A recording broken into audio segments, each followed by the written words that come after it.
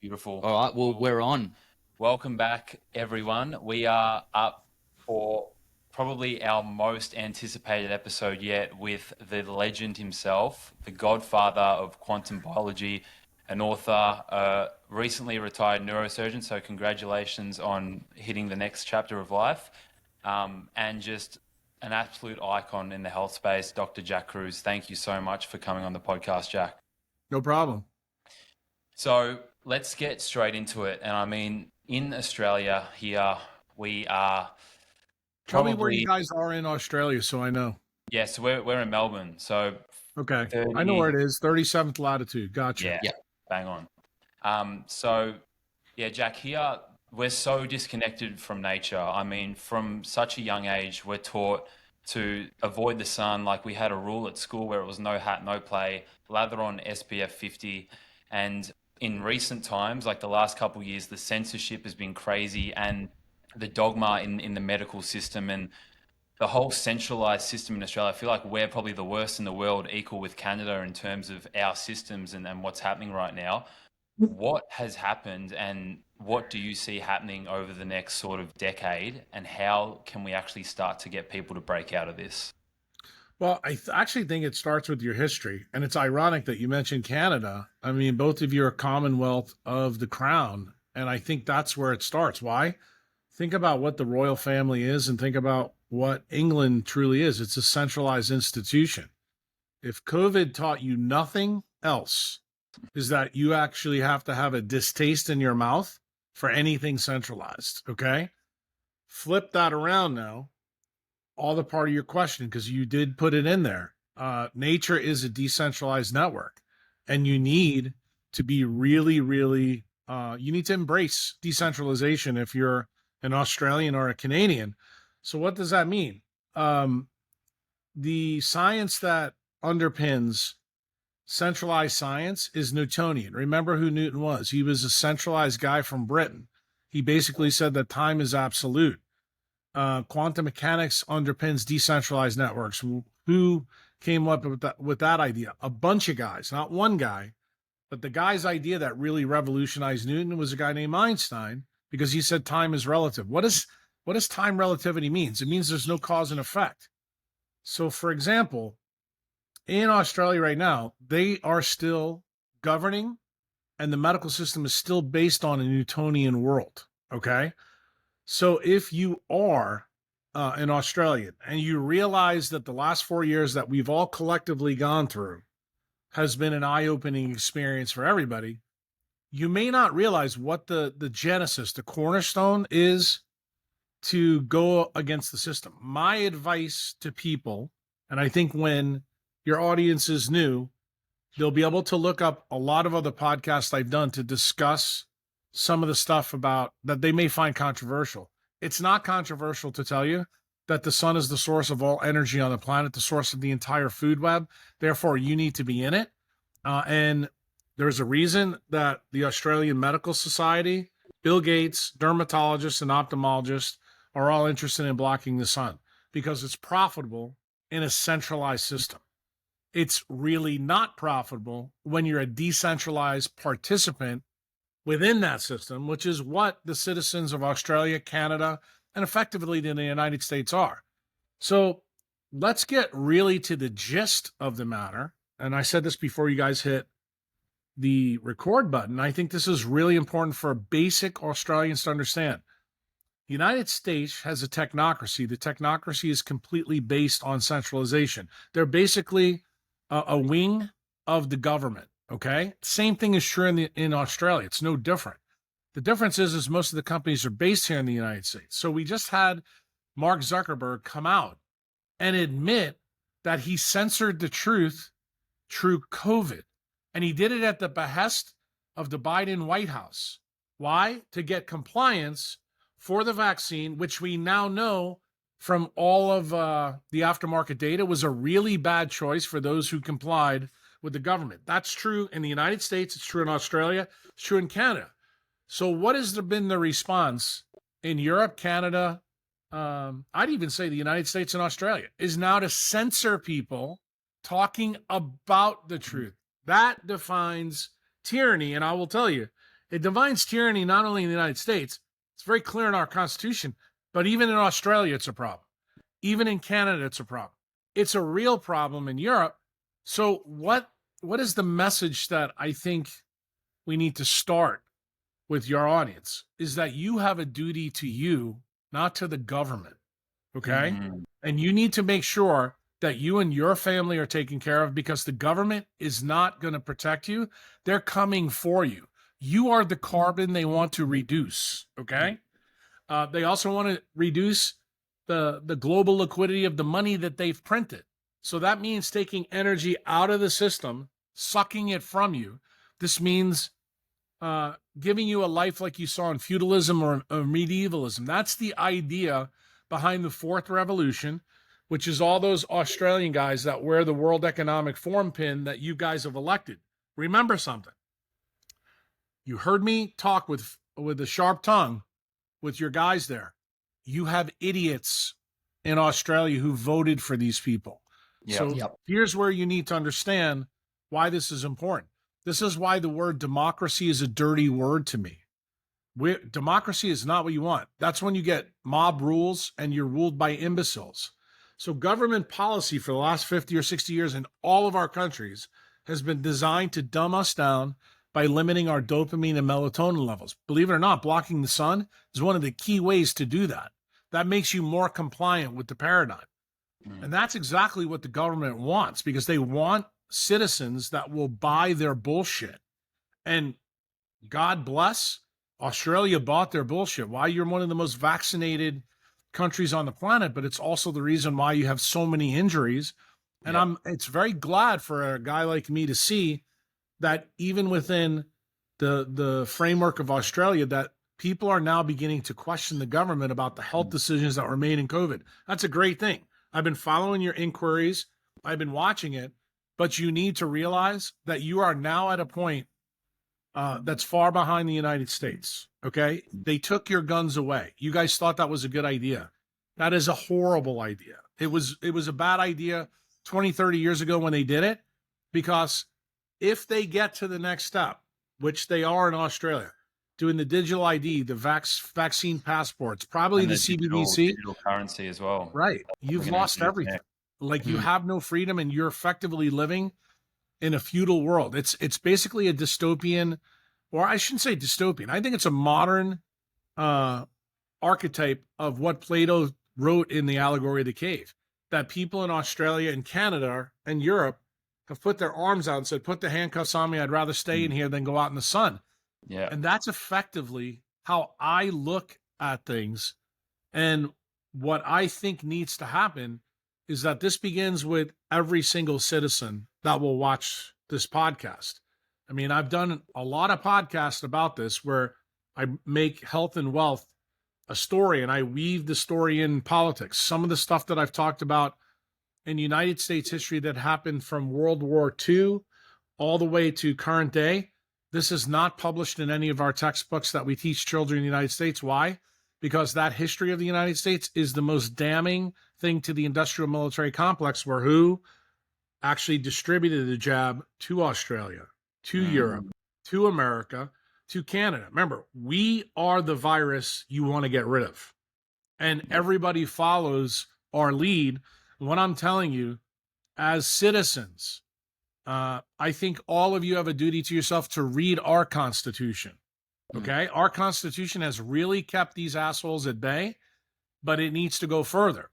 And if you know anything about my work, the work that I'm doing right now in El Salvador, what am I doing? I'm strengthening the Constitution of El Salvador, because guess what? That's what a true patriot should be advocating for now, not suing a government, which you'll never win because they control the judicial arm, through the legislative process.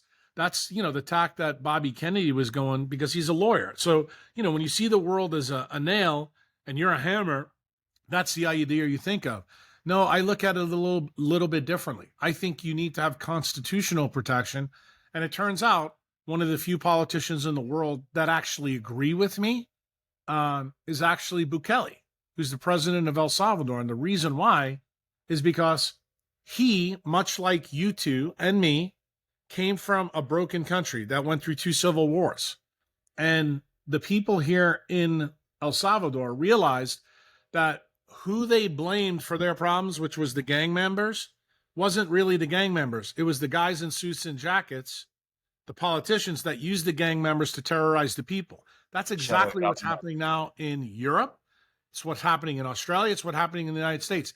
They're allowing open borders because they got this idea from the Trilateral Commission, which comes from the royal family, which comes from the ideas in Britain, which is why you guys have a big problem. Why? Because you're more closely aligned with the crown. Remember, we told King George this in 1774, and we are the misfits from the royal crown that came to a new world and said, you know what, we're going to do things a little bit differently here than we did them at home. And just so we're clear, the patriots that came over and started the 13 colonies, they didn't look for a diplomacy. They didn't look for, a way to sit down and reason with the king.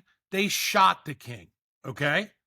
And that's the reason why the Second Amendment is in our Constitution. The First Amendment was the freedom of speech.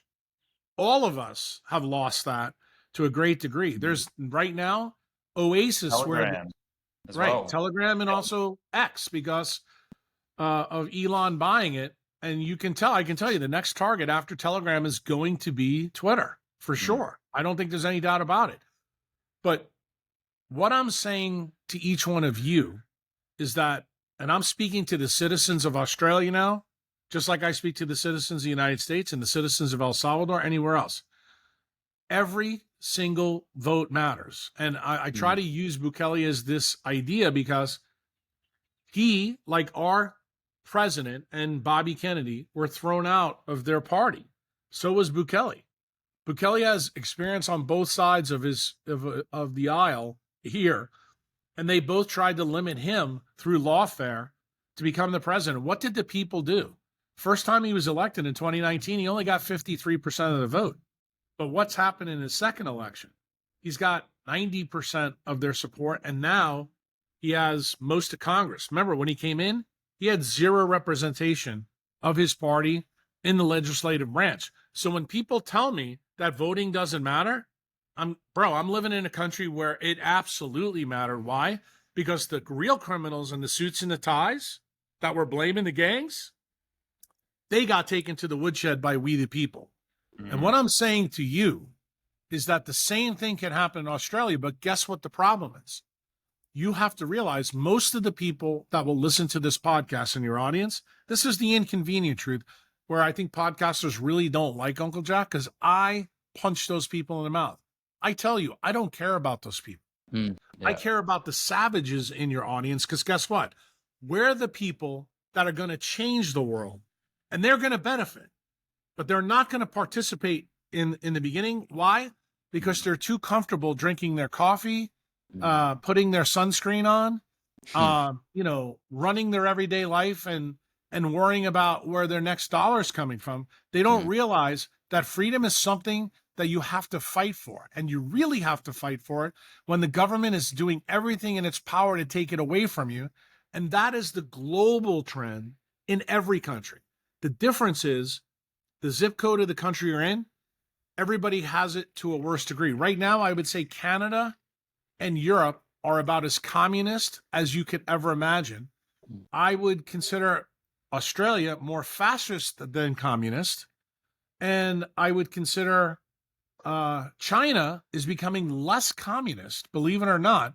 Doesn't mean they're not deeply communist, but they're actually trying to put capitalism infused into their country. But unfortunately, they're making the same mistakes that the Federal Reserve has made in the United States. And they have a huge economic problem going on right now, even though they're the factory of the world. They're probably going to collapse on themselves. And that has huge implications for your country. Why? Because I think you're more tethered to them than we are. The difference in the United States is that if we mobilize, like we've done in 2 world wars, and we get the idiots off the couches and out from behind Starbucks and Netflix, we can actually start building things here. Not only that, we have huge resources. You guys are resource poor. You import everything in. You're a giant island that's a desert. Everybody lives on the outside. So you have this huge problem, and that problem will always constrain you. The interesting thing is that power of the people, however, when they begin to elect people that begin to understand the basics of this, the partners that you have shouldn't be with people who are stealing from you. They should be in people that are willing to make a deal with you where it's a win-win-win for all the parties. So we're beginning to see that manifest in Central and South America. Why? Because now we have Malay, who just won in Argentina, obviously with the same margin of safety after 80 years of communism under the Perón regime, with 53% of the vote. But he's going through the same things that Bukele went through in 2018. What's the difference between Argentina, Australia, and El Salvador? Very simple. They have resources. They have as many resources as the United States does. They also have as many resources as Canada has. That's one of the benefits that Canada has that you guys don't have. The problem is the guy running Canada basically has his power from two cities in the whole country. And those people are about as European and as fascist, Nazi-like, and communist as one can handle. And the problem with Canadians, to be quite frank with you, just like you guys are, you're too fucking nice. Just remember what the government is all about, my friend. In the United States, the Constitution clearly lays out the rules that the people will tolerate from the government. In other words, we're not supposed to be afraid of them. They're supposed to be afraid of us. In your country, in Canada, and every other country on this planet, you guys are afraid of the government. Therein lies the big problem. And you know why that system exists? And I know many of the people in your audience are not going to like what I'm going to say, is because they took your guns away. And what is the real force in the United States? It's involved with the U.S. military. We are a power because the power of our dollar is not in gold. The gold standard was taken away in 71. The power is the force of the U.S. military complex. And that is the shadow government that is running the United States. And it enforces its hegemony, not only through military might, but it also does it because we have the global reserve currency, because we won 2 world wars and we bailed your daddy out, which was Britain. And Britain has got the most interesting, intricate history you could ever imagine. And hopefully Aussies will realize this. You realize that World War I basically happened because of Queen Victoria and trying to limit wars in Europe. She had good intentions, but what she did is she installed her family through marriage in all the different places in Europe, and that actually caused World War I. You had the Tsar of Russia, who is related to the King of England, and you also had Kaiser Wilhelm, who was also a cousin of King George at that time. And war breaks out. England turned out to be on the right side of the war, but it took the United States to come in at the end of that war to end it. And what did they do? This was such a family feud that they gave such a bad deal, utilizing guys like Keynes and Keynesian economics to come up with the Treaty of Versailles. They made it almost ridiculous for Germany to recover from this. Why? Because it was a family squabble. It wasn't a worldwide squabble. It was a family squabble that the world got invested in. And here's the most interesting part for Aussies to understand. Don't you ever find it interesting that Britain was supposed to be on the Allied side and won, but yet they lost everything you could imagine after that war? They lost the power of the seas. They lost military might. They were no longer the dominant superpower. Eventually, it wound up with you guys getting your freedom in the 50s, right when Queen Elizabeth took the throne. That only happened maybe 35 years after that war. Why? Because Britain couldn't do anything with Australia. You guys became, how shall I say this, an anchor around their neck because they no longer were the boss. And the interesting thing is, the King of England at the time, who's the great-great-grandfather of the clown that's in now, you need to realize he made a decision for survival. What was the thing that really woke him up? It's actually when the communists killed his cousin, Nicholas, the Tsar in Russia. people couldn't believe that the people would revolt against that. And this is why Churchill, who was in the military at that time, was so incredibly hateful to communism, because he realized that it put a spike in the power of the royal family. So what did King George have to do at that time? He actually had to change his name from Saxe Coburn Gotha, because that was a German name, to the House of Windsor. How'd they do that? Well, the place that they went up in the north of England has a castle called Windsor Castle. They said, how about we change our name to this?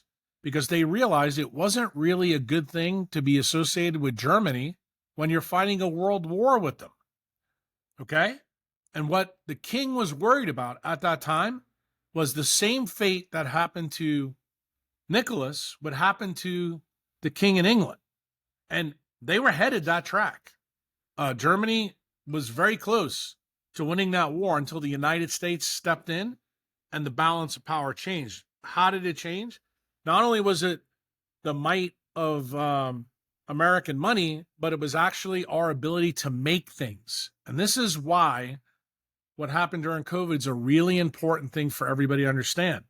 If you have the ability to make things and you have the ability to rehypothecate money, that means you're a warmonger. That means there's good things through it. And you have to realize this was a good thing for the United States and a good thing for Australia and a good thing for Britain that we bailed them out. Why? Because we kept the power, meaning world order, for a period of time. The problem was we gave them such a bad deal in the Treaty of Versailles that it guaranteed a second world war. And really what happened, that created huge hyperinflation in Germany.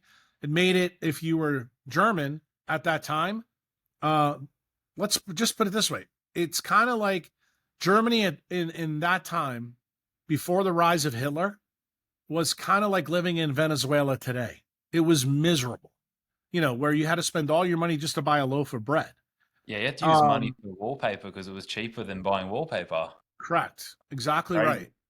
And when you understand this history, you understand why Germany was very, very interested in what Hitler was selling. Not from the ideology that they didn't know was going on, but nationalism plays. Why? Because Hitler was telling people the truth. Why are we taking this shit? And he was right about that.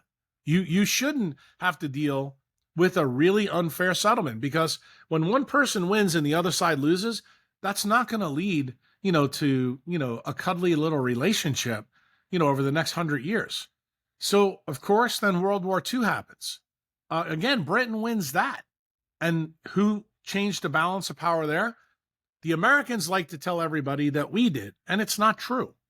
It turns out what was really true is that the Russians did more to win the war in Europe than we did. The war in Japan would have been over eventually because Stalin was going to open up another front to take care of Japan from the front and the back. This was all the deals that he had cut with FDR at Yalta. But unfortunately, FDR died before all this can come in. And who stepped into that void and who actually did things in the United States to make sure that FDR's vision never took hold? That was General Groves. And he's the general, the 5-star general that was in charge of the Manhattan Project. This is the first time the military used scientists that they stole an Operation Paperclip from Europe, put them in the desert in the United States to create the atomic bomb. The war was effectively over as Dwight Eisenhower, who was right below General Groves, 4 stars, but he was in Europe. He led the D-Day invasion. Eisenhower always knew that the United States in 44 was easily going to win the war. It would have cost some more bodies, but not as many bodies as General Groves would have, FDR or Truman believe later. So what happens? Groves drops the bomb, and I left out a big piece of this. That's important. What happens is in December of 1944, General Groves realized that the polio that FDR's got is really bad, and he's probably not going to make it for his 4th term. So his vice president, who's been the vice president for 3 terms, his name's Henry Wallace. I don't expect anybody outside of the United States to know this history. In fact, I'm going to tell you, most Americans don't know this history because they're too damn lazy to read a book. Um, but the funny part of the story was um, the DNC, the Congress that just happened literally a week ago here in the United States. In December 44, General Groves told a state senator from South Carolina named Jimmy Burns that he could not tolerate Henry Wallace being the president of the United States because his belief is that the citizens should determine the fate of the United States in a post-war world. General Groves was like, no, the military needs to control this. Why? Because the military got power after the Depression because they married science and rehypothecated money. That's the first time the United States, since the Federal Reserve, really realized the power of mixing these two things together. This is where the United States truly went off the rails. And he was successful in his coup of the vice president. Generally, you wouldn't think the vice president's a big deal in the United States because generally we put people there either who are idiots or imbeciles like Kamala Harris or people who are your biggest enemy. Why? Because the vice president of the United States system doesn't really do anything unless the president gets killed. So they install a guy named Harry Truman, who's a state senator from Missouri. And the reason General Groves picked him is because he was the one guy in the Senate now they felt they can control, kind of like a Manchurian candidate, kind of like we have with Kamala Harris. To prove this point, Harry Truman, in the beginning, and I'm talking about in the beginning when he was installed as the vice president, April of 45 comes, and General Groves' inclination, FDR was going to die, was true. He dies, of polio, complications related to.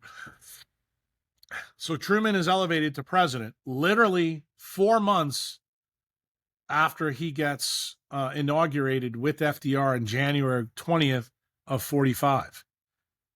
He doesn't learn about the atomic bomb until 2 months later. So for 6 months, 4 months as the VP, 2 months as the president, he doesn't know anything about the Manhattan Project. General Groves never informs him of it. So what am I trying to tell you? What's the mindset of the military already at the base?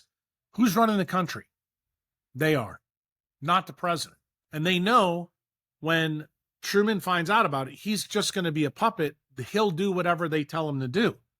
So General Groves doesn't even tell Harry Truman about the bond. He makes Jimmy Burns, the senator who's now in the cabinet of Harry Truman, he is the go-between. He is kind of like the Mark Zuckerberg, the I don't know who you would call it in Australia.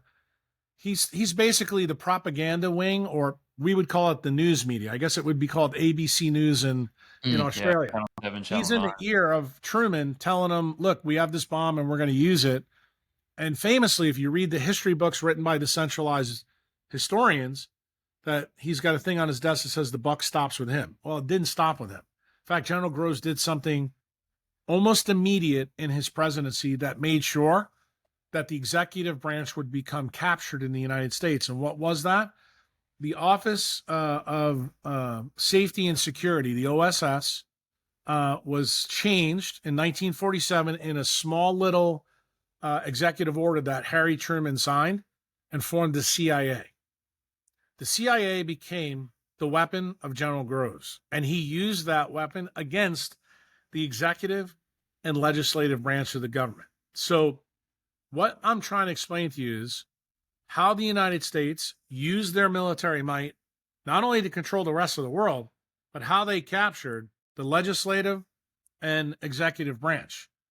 The government has been controlled by the industrial military complex ever since that time. And if you don't believe, if you think this is tinfoil hot stuff, you guys in Australia can actually Google right after this the response. The president after Truman, and to Truman's credit, in half of his presidency, he realized he was hoodwinked. He made the biggest mistake ever. He tried to get rid of the CIA and disband the FBI many, many times, was unsuccessful. Who succeeded him? Dwight D. Eisenhower. The guy that I told you was right below Groves. He knew how dangerous Groves was. Groves couldn't go after Eisenhower because he knew he was a war hero.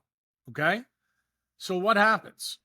On January, I think it was, I don't remember the date, but it's January of 61. He's leaving office after 2 terms. John F. Kennedy's coming in, and he makes a farewell speech to the American people. And he warns the American people that the industrial military complex is the biggest risk to not only the United States, but also the rest of the world. Yeah, So everyone he should is watch that telling video. you, he's giving you a preview of the next 75 years of what you guys have probably lived through. I mean, many of the things that happened in COVID actually started back at this time. And I know none of you know how these things all link. So what happens next? JFK gets in, and it's a contentious election between Nixon, who's the vice president of Eisenhower, and Kennedy. It ends because there was some nefarious stuff, not good stuff. I'm not going to give you all shits and giggles about JFK.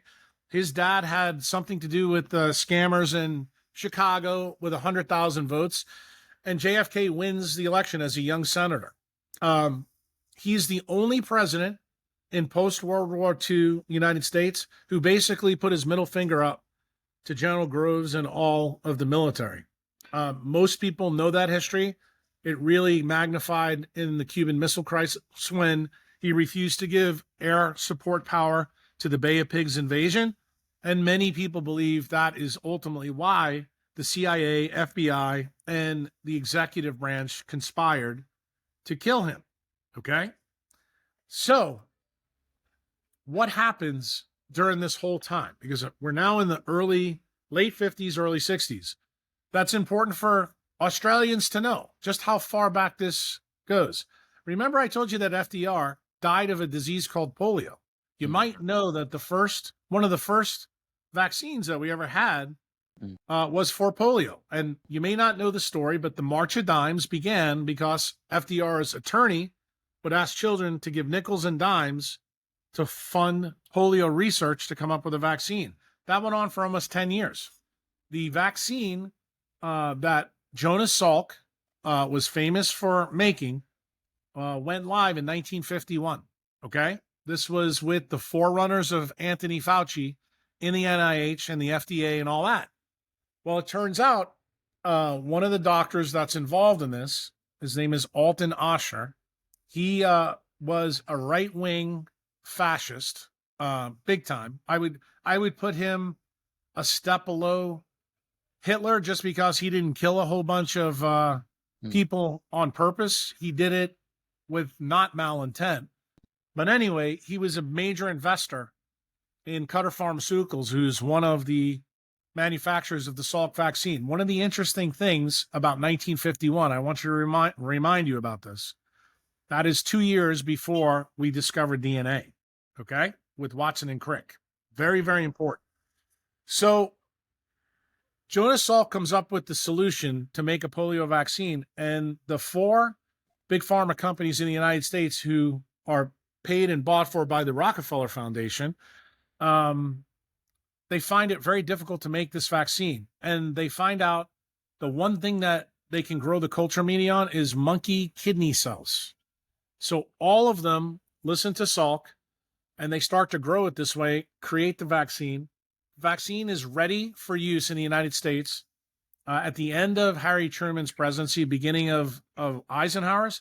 So who's the first doctor that uses this? It's Alton Osher in New Orleans. He gets the whole medical staff of the hospital to come to the amphitheater. These are the surgical amphitheaters that we used to have in old hospitals in the United States. And he injects his 2 grandchildren, a boy and a girl. 5 days later, the boy dies of polio. The granddaughter gets polio in one of her limbs. She survives. Obviously, there's a big problem. Osher, who's got a lot of money at stake, clearly is conflicted. And they go back to the scientists. They go back to Salk. And for any of Aussies listening to this, you may now understand why Jonas Salk never won a Nobel Prize. There's the reason why. And what interestingly happens is in the United States, the people that were in control of this, the industrial military complex and the healthcare people in Big Pharma, they get taken to the woodshed. If you go back and look at United States history from 1950 through 1955, you'll see that it's been wiped clean. You'll not find anything about the people that ran this part of the government. Unlike today with Anthony Fauci, you'll see him everywhere. So anyway, there's a lady, she's a doctor, an MD PhD named Bernice Eddy. Bernice Eddy was part of the people in the government that found out what the problem was. Turns out when you grow the polio virus on a monkey kidney cell, it got transfected with something called SV40. And when you put SV40, that stands for simian virus 40. Simian virus 40 is natural to green monkeys. It causes no disease in green monkeys.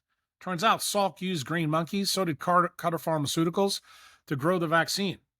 The injection that Ochsner's kids' grandchildren got also was grown on the same green monkey kidney.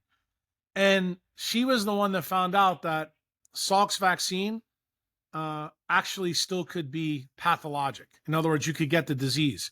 But the big thing that she found out was that all the vaccines from all the big pharma companies were polluted with SV40. Why? So this is happening 51 through 55. DNA gets found out in 53. So remember, Bernice Eddy had no plausible explanation of why this happened because we didn't know anything about DNA or RNA, and it turns out that was actually what happened. So what does the industrial military complex do when they realize this problem? They should have used the precaution principle and taken the jab offline. That's not what they did. They went full bore, and they sent out almost 200 million jabs that were polluted with SV40. Guess what they found out when they did this very, very early on? Remember the other guy that was against Salk? It's a guy named, don't let me blank on his name, Oral Sabin. Sabin came out with the oral vaccine, which eventually everybody was flipped to after this problem happened. This is known as the Cutter incident in the United States. And this plays huge into what's going on in Australia right now. Mm-hmm. So Alton Ochsner, to his credit, remember I told you he's not as bad as Hitler, but kind of bad. Mm-hmm. He realized what the problem was in 55 through 59. He said, we just put a monkey virus into humans and it's causing cancers. Why did Alton Ochsner, why was he so pissed off about this? The famous days of Ochsner early on, he would bring medical students into the operating room when you had a case of lung cancer. He goes, you'll probably never see this in your career because cancer is so rare.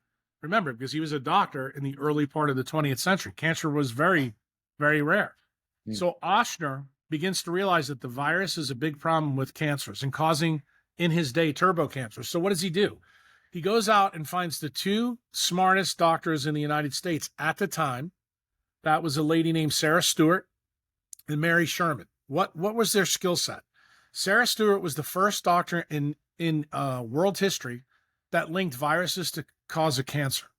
Okay, she went to the University of Chicago Medical School. Her classmate was Mary Sherman. She happened to be an orthopedic surgeon that was the world expert in bone cancer. And it turned out, what did she do? She was using radiation treatments to actually treat bone cancer at the time. And where did she train? Not only did she went to medical school at the same time as Sarah Stewart, but she also trained at the Fermi National Nuclear Laboratories in Chicago. This lady was a rock star when it came to dealing with radiation and cancer. So Ochsner got the idea to hire both of these ladies, okay? He put Mary Sherman in the first bioweapons lab in the United States, okay? She was based at the U.S. Public Health Hospital in New Orleans. Alton Ochsner's hospital, he just formed a new one. And I'll tell you the reason why this happened. He was the dean of the medical school at Tulane University in New Orleans. He eventually was thrown out of that facility because he was, how shall I say, a right-wing radical, in the deep south of the United States, and people knew that was a problem. So the medical school staff asked him to leave, being the dean. So what did he do? Just like anybody else who takes their ball away, he starts his own hospital on Jefferson Highway, which is about 5 miles away from where Tulane Medical School and the hospital they use, which was called Charity Hospital. That's the hospital I did my residency at, just so you're clear, so you know why I know all this. So Ochsner opens his own hospital, and to make your own hospital work at that time, you have to have high dollar clients. So what did he do? He marketed his service to all the leaders of Central and South America. So he then built a hotel right next to the hospital, which was very unusual, to house all these dictators and right-wing politicians from Central and South America. Then what happens? He becomes the first person in the medical industry that the CIA hires. In other words, he becomes a government contractor. And what was the first contract they gave him? The government knew that they gave 200 million people SV40 and cancer. And the government knew that there was going to be huge amounts of cancer, you know, in the future of the United States and likely the world, whoever took the Salk vaccine. So what did they do? Ochsner hires Sarah Stewart because she knows about the virus side. He hires Mary Sherman because she knows about the electromagnetic radiation side. And then he talks to the government and CIA, I need $100 million to buy a LINAC linear accelerator to put in the U.S. Public Health Hospital in New Orleans. They build it in a building where you would never know it's there. And what did they do? They used nocturnal mammals in the first bioweapons lab on Magazine Street. And that's where the team consisted of Sarah Stewart, Mary Sherman, Lee Harvey Oswald, Judith Ferry Baker, and a guy named David Ferry. David Ferry was a disgraced Eastern Airline pilot who was involved in the Bay of Pigs. Starting to see how this is all incestuous. So what happens then? They begin to radiate rats and mice that had the jab injected in it. What was the goal of these experiments? To see if they could get rid of the effect of SV40 so we wouldn't have cancer in the future, because that's what Sarah Stewart told the industrial military complex was likely going to be the problem in the future. So remember who's the vice president all this time. This is Richard Nixon. Okay?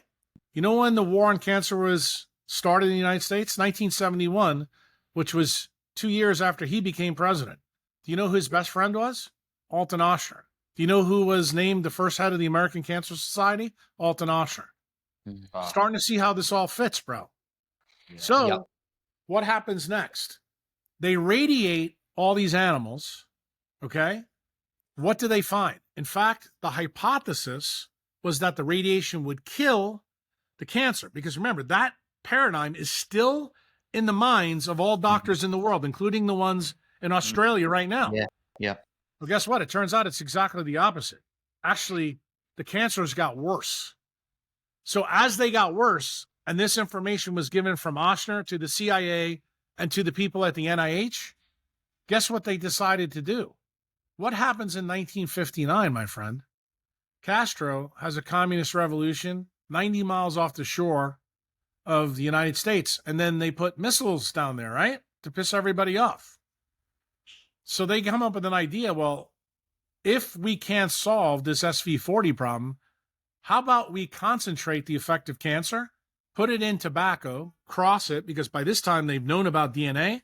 They used the messenger RNA to make a Cuban cigar that someone from the United States would have to deliver directly to Castro and light it up so that he could get a turbo cancer. So now you're beginning to understand why all the crazy stories of how Lee Harvey Oswald, a soldier in the United States, was allowed to defect in the 50s to Russia, but yet come back with no questions asked. Why? Because they were trying to set up a psyops so that Castro would eventually believe that Lee Harvey Oswald was truly a communist and not an American spy for the CIA, because they were going to use him to deliver the bioweapon to Castro. This is all in 1959. So all the stuff that I just told you about Sarah Stewart and Mary Sherman then is going into high gear from 59 to 62 into 63. it gets so good in 1963 that this thing is so lethal that Oshner comes up with the craziest idea. This is where he now steps over being a centralized scientist to being a true nightmare like Hitler. He says, we need to inject this in a human and find out what happens. So him and Clay Shaw and Lee Harvey Oswald get into a car with Judith Very Baker, who is the young student who's a protege of Sarah Stewart and Mary Sherman, and also Alton Oshner. She was promised medical school and residency if she participated in this. And they went to a prison called Angola in Louisiana to inject a prisoner. They didn't take Judith Very Baker with them because they knew that she would be upset about it. And the interesting thing that happens, and because I know you guys don't know this history, but Clay Shaw is the only person that was ever put on trial for the assassination of JFK. Why? Because the prosecutor, the DA of New Orleans, realized there was a link between Oshner and Clay Shaw, but he couldn't really say it. And you have to remember, at the time, Oshner was a big wig in New Orleans. He was like the king of Mardi Gras and everything else. So if you're going to go after this guy, it's a problem. Turned out Clay Shaw was a seedy businessman, but the reason he wanted to go after him is because he was a gay guy, flamboyantly gay guy who tried to hide it. So Garrison figured he'd be the best target for prosecution. Okay. Mm. So you're probably wondering, well, how did I find out all this stuff? Well, one of the nurses in my first year of residency, his name is Virginia Garrison. She's an ER physician working with me in the emergency room. And she tells me all this stuff about her dad. And I'm sitting there going, you got to be kidding me. What else happens the first year of my residency? Oliver Stone is filming the JFK movie in the basement of Charity Hospital. So all of this is going on at the same time with a young Jack Kruse, 25 years old, in tow. And I'm paying attention to everything going on. So what happens next is Lee Harvey Oswald does go to Cuba, is not able to deliver the bioweapon. So the decision of the industrial military complex prior to that was Castro has to die or JFK has to die. We're going to pick Castro first. If we're unsuccessful, then we're going to knock JFK out. So JFK, as you guys know, is killed on late November in Dallas. But there was the first attempt on his life was actually in Dallas a month earlier. Who foiled that was Lee Harvey Oswald with a phone call. He actually alerted the Secret Service to a problem. How do we know that? There's a book that details that called Me and Lee. Judith Very Baker wrote that book. It turns out she was romantically involved with Lee Harvey Oswald, and she happened to know that Oswald actually wanted to protect JFK. He really wanted to take out Castro, but he was unsuccessful. And because he was unsuccessful, that's why they went after JFK. And that's the reason why they made him a patsy, because they couldn't have him staying around to talk to anybody about their plan. Okay. So JFK goes to Dallas, gets shot. You know all the story. It's the basis of all this is CIA, FBI, and the Italian and Jewish mob. Those are the people that are involved in the plot. I relayed all that in multiple other podcasts. You can look for it. Mm-hmm. People know that. So once this happens, Lyndon Baines Johnson takes over. And he's only president for a relatively short time, only 5 years. But who was privy to all this information that was going on? He knew that JFK was going to be shot. So did Richard Nixon. Okay. Richard Nixon was actually in Dallas the day that JFK was shot. And the reason why he was very interested, because remember, he had lost an election to JFK. And most people don't know this, but most of the industrial military contractors back in the 40s, 50s, and 60s, do you know what state they were in? California. Okay. This is before Big Tech took over. They were there. And you know that he was the governor of California before he was vice president. So he was heavily invested financially because his political career was paid for by the people who ran all the industrial military companies. That's the reason he had a vested interest. This is how the Uniparty in the United States formed with the industrial military complex. These are the people that are currently running the United States while Joe Biden has dementia and Kamala Harris, the bumbling idiot. Okay? Not even Americans know the story that I'm relaying to you guys. But I promise you, I'm going to land a punch for you why this is important for us Australians. Mm. So this goes on. Every president since JFK has been captured by the Uniparty and the industrial military complex. Everything tied to it. That's the reason why Nixon started the war on cancer, because they knew they still had this SV40 problem. This is also the reason he got rid of the gold standard. Why? Because you have to rehypothecate money because General Groves needs it for forever wars. Remember, we were involved in the Vietnam War at that time, and it was not going well. Okay? In fact, we've not done really well with wars in the United States since the industrial military complex has taken over. Okay? That was just recently proved in Afghanistan after 20 years and about $3 trillion. You know, we left all of our material for the Taliban to shoot back at us. So now we come to 2019. Okay? And you guys know about this whole idea about we're having a global pandemic and we have this big issue. You also know that money has been very, very unstable the last couple of years. Why?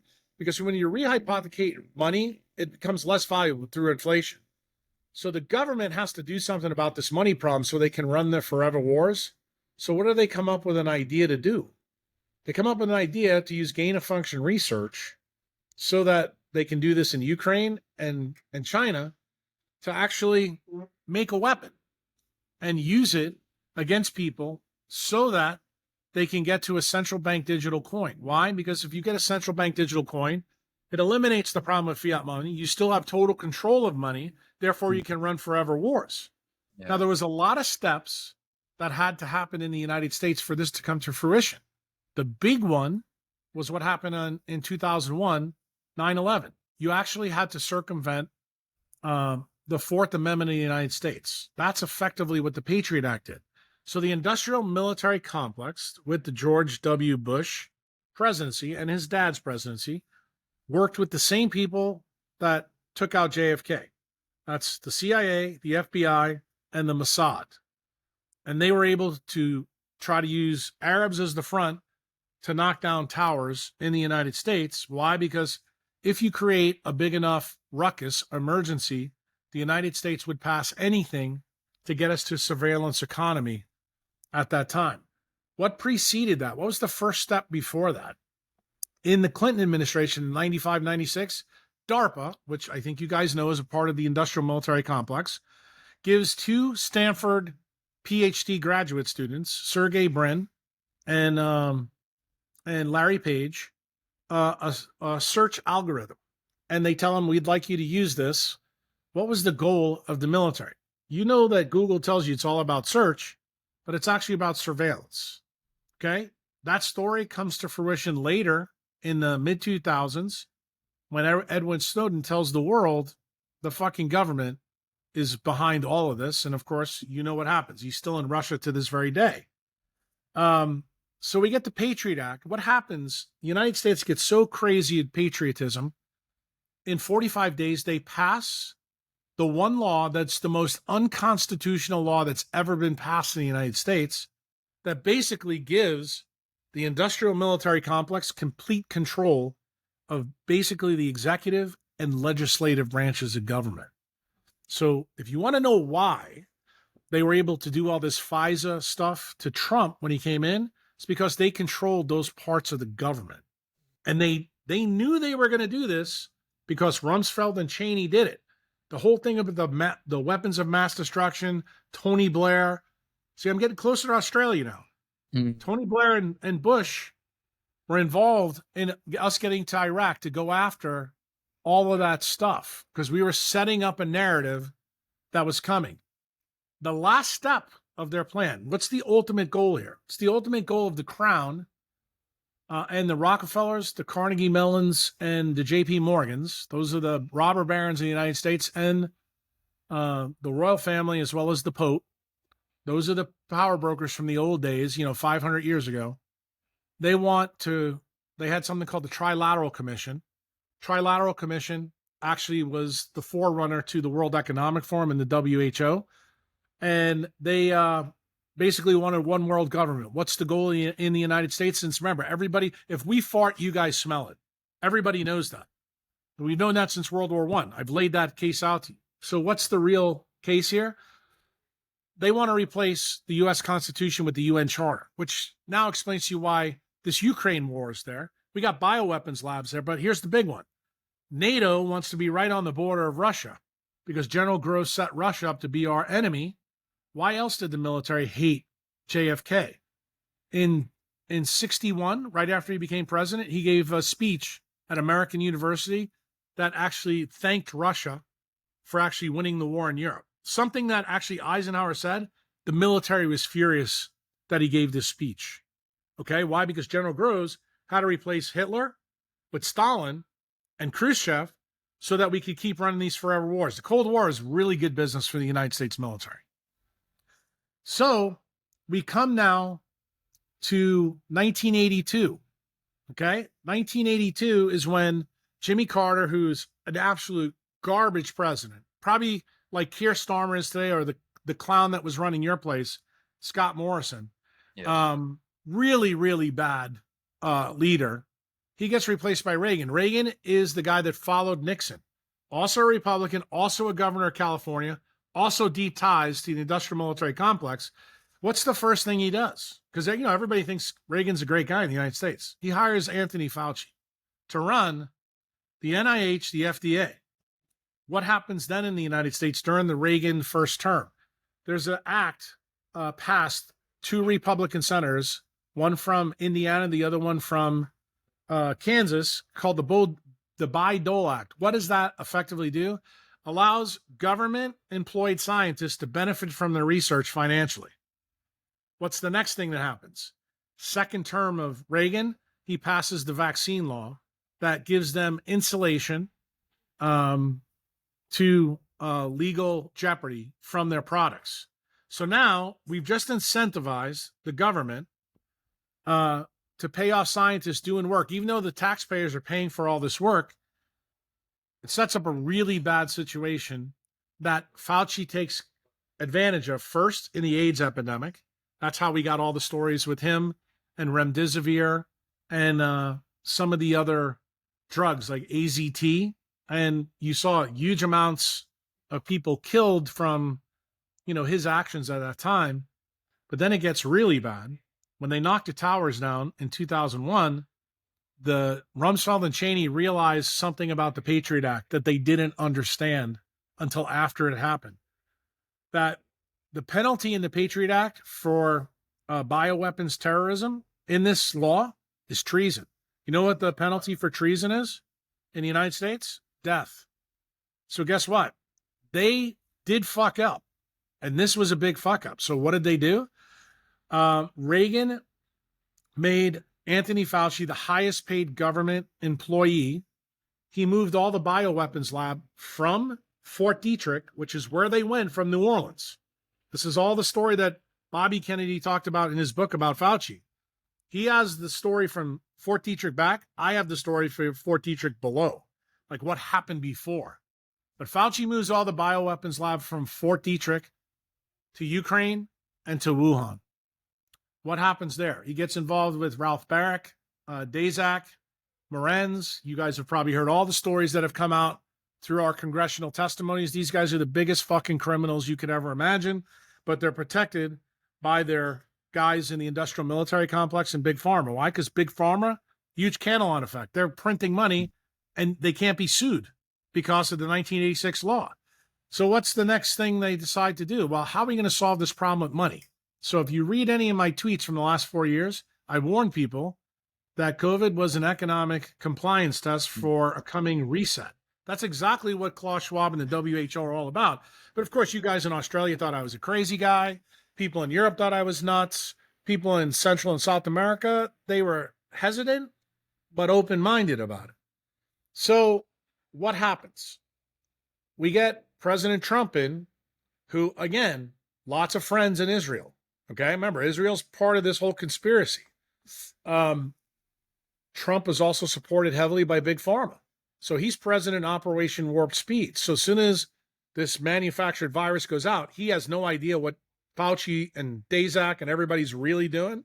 They kept him in the dark. Just like, Groves did with Truman.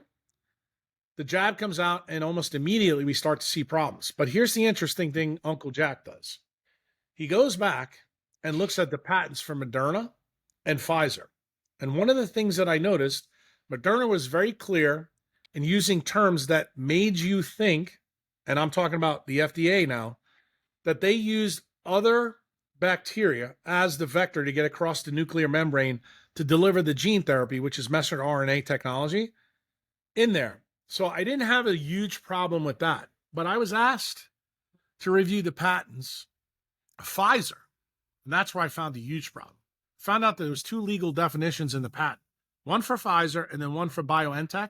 And I realized immediately what they were doing.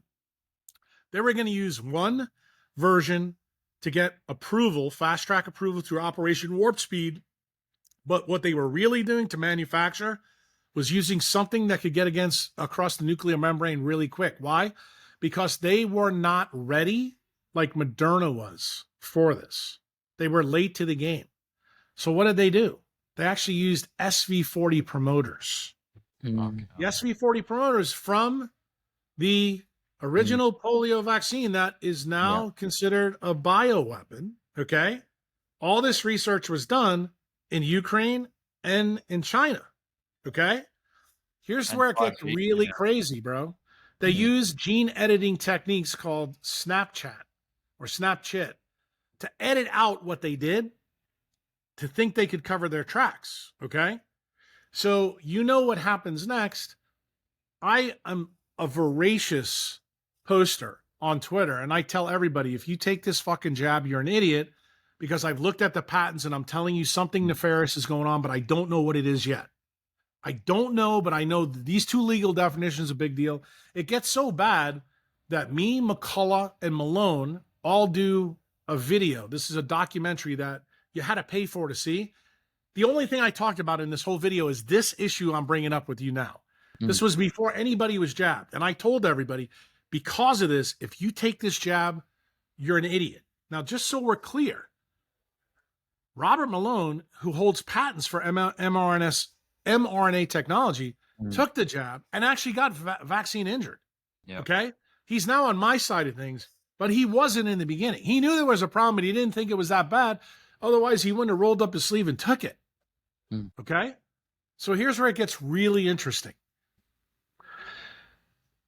I start posting all this shit on Twitter. Okay. And you guys know, almost everybody who said anything against the government narrative got shut down like this. Yeah. That's true in Europe, Australia, the United States. But somehow, some reason, Uncle Jack didn't get shut down. And I was allowed to really mouth off pretty good. And you guys know that my mouth's not a bakery. So what do I do next? The reason that happens is because one of my clients is Jack Dorsey. He follows everything I do.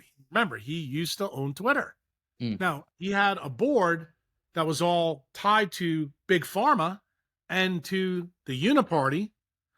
The board in the United States, the way corporate structure works, is the board has more power than the CEO. So Jack told all of them, you're not shutting Jack Kruse up. So I was able to keep go. So what happens now in Central America? Right at this time, this young President Bukele gets elected in 2019, 1 year before the COVID nonsense. What's one of the first things that I hear he's going to do before he does it? That he's going to give freedom and money back, working with the young kid from Chicago. They're going to write a constitutional amendment. This is the chatter that I hear on different forums that I visit. So I said, you know what? I'm going to take a trip down to El Salvador and find out what's going on down there. So I get down there. I talk to the locals. In fact, one of the guys in my kitchen right now is one of the first people I ever met. His name's Jeremy Franco. He's there. He knows this whole story. And I start finding out a little bit about El Salvador. And don't you think during this trip, 3-week trip that I was there with some of my VIP members, Bukele announces that he has a constitutional amendment that Jack Mallers wrote for Bitcoin. And I'm going, bro, this is the first time I can remember since the American Revolution where a government is giving freedoms back to the public. And I'm going, This is the most dangerous country in the world to live in. And yet, the first thing that this guy's doing is giving freedom back in money. And if you know anything about Bitcoin, what do we always say? Fix the money, you can fix the world. You can fix all the problems in it. I fundamentally do believe that because I think the real problem in big pharma is the money. It's incentivized to keep us all sick. So the next thing happens is the jabs get approved. You know that in 2020, 2021. So everybody starts getting the jabs. Now, Bukele is not a scientist. In fact, he doesn't know shit about science. Okay. He listens to his health ministry. The health ministry says whatever the WHO says we should do, that's what they do. They rubber stamp it. And here's the interesting thing that happens. Jack doesn't stop posting on Twitter. If you know anything about Bukele, he really uses Twitter as his propaganda arm. Why? Because all the media in El Salvador are fucking worse than they even are in Australia, in the United States. They're pretty bad. So he starts seeing people getting injured in El Salvador. He starts seeing people get turbo cancers. He starts seeing people have problems. They had a big problem, $60 million problem, really quick. So he tells his people, he goes, go get this crazy bastard in here and let's talk to him. So I present at an event called the Palestra event in a place called Playa Mazada. And the idea behind the event was to give El Salvador 20 of Jack Kruse's best ideas. Okay? So I do that, and I get tapped on the shoulder literally as soon as my talk is over. And they said, can you be ready in the next 24 to 48 hours to meet with the president? And I'm sitting there going, you got to be shitting me. And long story short, it does happen. And he and his family asked me to write a constitutional amendment on medical freedoms for El Salvador, so this can never happen again. So you think that's where the story ends. Now is where the Australian part comes in. So I write this whole thing, and at the same time, a lady named Nicole Shanahan comes into my life. Nicole Shanahan, you probably know, is running for vice president with Bobby Kennedy, even though their campaign is suspended. I think you know that, but you may not know she is the ex-wife of Sergey Brin from Google. She happens to be a patent attorney that worked for Google. They got divorced, and she got a lot of his money. And she came to me and said, me and Sergey had a baby that is a daughter who has autism, and I need your help because everything I'm getting from most of the scientists are linking this to environmental things like vaccines and this and that. I said, that's a partial truth. So you have to remember, this lady supported the uniparty that I told you about. So do you think I trusted her when I first talked to her? No, I thought she was part of the problem. So I was brutal to her. Like you guys see me brutal on Twitter to people. That's how I was. And I have to tell you, she changed my opinion of her very fast. Why? Because her husband and his friends in Silicon Valley have been trying to destroy this kid that's making a computer that has no blue light in California. He's had trouble getting funding. That's called Daylight Computer Company. His name is Anjan Kata. His dad, a psychiatrist, is one of my members. That's how we link together. So I asked Nicole, I said, you want to show me your medal? She offered me $100 million to set up the first decentralized science research center in El Salvador. I said, I got a better idea. I want you to save Anjan's company because your ex-husband's trying to put it out of business.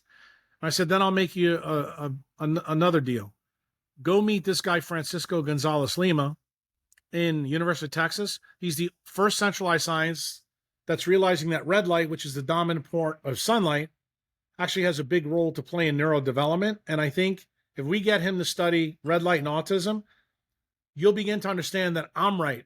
Vaccines are additive. It's an adjuvant that causes the autism, but the real problem is the light that we live under. Yep. And I was very provocative with her when I said it. And I said, I'll make you a deal. If you donate the money to him to do the first study to see whether Jack is right or wrong. Because remember, I'm still a scientist. I believe that my hypothesis needs to be tested, but nobody's going to put money to this. Yep. So guess what? Nicole gives Francisco Gonzalez Lima $20 million to study it. And I said, because you do that, I am going to write you my treatise on autism. So I wrote it for her and I sent it to her and she was gobsmacked. Then she said to me, I'm going to do something else now. She goes, you need to go and get this story out. You need to talk to Bobby Kennedy. I said, okay, how are we going to do this? And she goes, well, this stuff is going to cause a lot of problems with Big Pharma and the people that support the RNC and the DNC. She goes, do you know any place where a forum that we could do this? I said, yeah, I got a good friend that's uncancelable. His name's Rick Rubin. He is another one of my clients. I said, I can run this by Rick and we can set up a podcast between me and Bobby and Rick. Now, this was after the Huberman podcast where I laid out the whole story that you guys probably wanted to talk about, which is the sun and melanin story with POMC. Well, anyway, I go on there with Bobby and I tell Bobby the story of everything from Fort Detrick backward. And what do I tell him? This is where Australia comes in. I said, Bobby, do you know that a guy that works in the medicinal cannabis space just took everything from Moderna, Pfizer, old vials that were expired and found that there's SV40 and DNA plasmids in it? And he looked at me like, you got to be shitting me. Remember, nobody in the world knew this. And nobody in politics knew it. In other words, this is the same kind of story that happened with the polio vaccine with Bernice Eddy that I laid out to you. Yeah. When I told Bobby that, his eyeballs got big. And then I said to him, I gave a couple of key points to him so he knew I was as real as a heart attack. I knew things that nobody else would know to prove that I wasn't a tinfoil hat guy. So when his uncle was killed, and I told you David Ferry was involved in this, and I told you that Clay Shaw was brought up on trial and the DA, Garrison, was investigating all this, David Ferry magically got killed too by the same guys that killed JFK. And the day that he got killed, guess who called Garrison? Bobby Kennedy Sr. That's his dad, who was killed later in 1968. He called the coroner and Jim Garrison to find out, was there anything nefarious with the murder? Garrison told him he thought there was. The coroner, Nick Chetta, officially told in the report that he wrote, said there was no problem, but that report was changed. Nobody knows about it. The conversation was there was something nefarious. How did I know about all this? Turns out, you know who answered the phone when all this went down? Bobby Kennedy Jr. as a child. I would have no way of knowing that.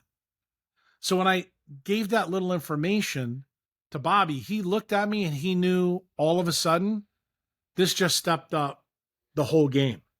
So it turns out that the industrial military complex, they already gave you SV40 the first time.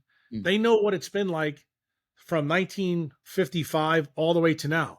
You want to know where cancer or HIV and all these things came from? They came from those original polio vaccines. You want to know where mesothelioma comes from? That's where it comes from. It's not asbestos. We bankrupted companies in the United States to blame them so you would never find out about SV40. But you know you'll find out? Every single mesothelioma that's ever been taken out and put in formalin, if you test it, it's positive for SV40. That's been done, just so you know, in the 90s. Nobody knows about this because nobody reads the literature like I do. When I get on something, I don't come off of it. Yeah. So now we are fast forward. Kevin McKiernan is the researcher in the medicinal space that first puts this out on Twitter. Of course, you can imagine the Twitter war that comes between the centralized guys that are supporting Big Pharma and Kevin. It was crazy. So one of the guys who's a big centralized scientist, virologist named Philip Buchholz from the University of South Carolina. Isn't that kind of funny that South Carolina is playing a role again? Jimmy Burns did the first time he was the state senator, and now we got this jackass, screaming at Kevin McKiernan. So he does what any good scientist does, because I have to give him credit. I even though he's blocked me on Twitter, I give him some credit. He redoes the test to see repeatability, and guess what he finds? He finds that Kevin McKiernan is not full of shit. To his credit, what does he do? He goes to the state Senate of South Carolina and immediately tells them we have a problem. So, given everything I told you about polio the first time and that nobody pulled anything off the market, right? Don't you find it kind of funny that the only country that's pulled any jabs off has been the AstraZeneca and the J&J jab? Has the United States recalled any of it? Nope. They're still pushing it to this very day. Do you understand? You are the carbon they want to reduce. Yeah. They need to do something about this money and health problem. The chronic health thing, you know, the easiest way to take care of it is just knock people off. That's really what the mouthpiece of Klaus Schwab. So anybody in Australia that's got one of those round little things with all the colors on it, if you idiots in Australia keep voting for those people, you deserve what you get. Now I'm talking to the other idiots in the United States that are going to listen to this. If you vote for Kamala on November 5th, you make the same mistakes Australians made. Now, people in Britain just elected Keir Starmer. He's a real problem because he's actually left of Tony Blair. Okay? They're already screwed. Okay? You already know about Trudeau. Him and Starmer are like brothers from another mother. Okay? In terms of political ideology. This is all about getting us back to feudalism and medievalism so that big centralized entities, namely the royal family, the papacy, and the one world government gets to control us all so that we are technically, and I use this analogy because it's a United States analogy. Hopefully, I think you guys will understand it. It's like the Civil War in the United States. We're all the black people on the plantation, except you don't have to have black skin now. You're an economic slave to the state. That's exactly what the end game is here. Realizes it. Correct. So I know that was a long walk, but I want everybody in Australia to physically know the real reason you got COVID was because you all follow us like little stepchildren. And what I'm trying to tell you, don't follow us. We are the bad guy. Okay? The industrial military complex, the executive branch, the legislative branch in the United States is a problem. Now, are there some good guys in both of those branches? There are, but they are so poisonous that you have to cut the head off the snake. And if you don't believe me, what I'd like you guys to do in your show notes, I want you to listen to what Bukele's speech was on February 22nd, 2024, when he gave an address to CPAC, which is the people that support Trump. What he said, it was a story about money and a story about debt.